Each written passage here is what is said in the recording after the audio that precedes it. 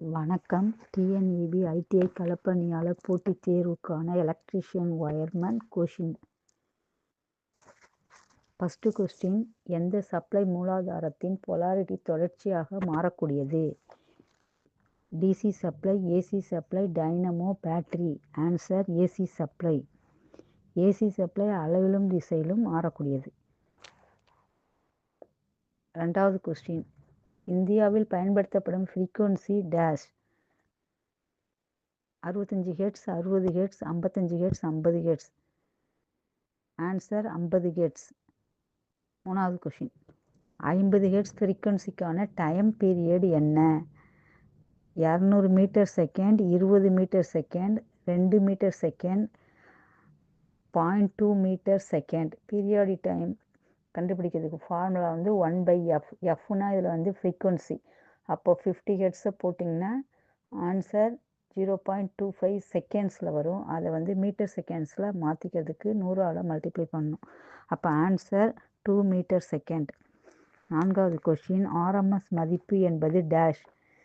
சராசரி மதிப்பு வகுத்தல் 1.11, சராசரி மதிப்பு பெருக்கல் 1.11, 1.11 வகுத்தல் சராசரி மதிப்பு, 1.11 வகுத்தல் 0.707.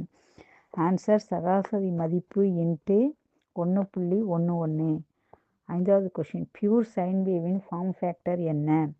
1.11, 1.01, 1.00, 0.11. ஆன்சர் 1.11. ஃபார்ம் ஃபேக்டர் கண்டுபிடிக்கிறதுக்கான formula RMS value by average value. Answer 1.11.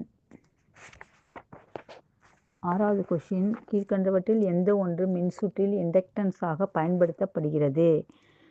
Resistance, choke, capacitor, heater. Answer choke. ஏழாவது கொஸ்டின், இண்டக்டிவ் ரியாக்டன்ஸின் அலகு என்ன? Henry, ohm, ampere turn, susceptance. Answer ohm. காந்த காயில் சுருள் இடைவெளி அதிகரித்தால் காயிலின் இண்டக்டன்ஸ் டேஷ். அதிகரிக்கும், குறையும், பூஜ்ஜியமாகும், அதே நிலையில் இருக்கும். ஆன்சர் குறையும். காந்த காயிலோட சுருளோட இடைவெளி அதிகரிக்கிறதுனால இண்டக்டன்ஸ் குறையும். ஆன்சர் குறையும்.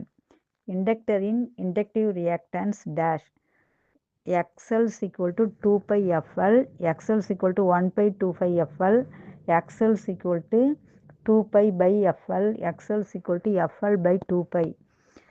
XLனா இண்டக்டிவ் ரியாக்டன்ஸ். இண்டக்டிவ்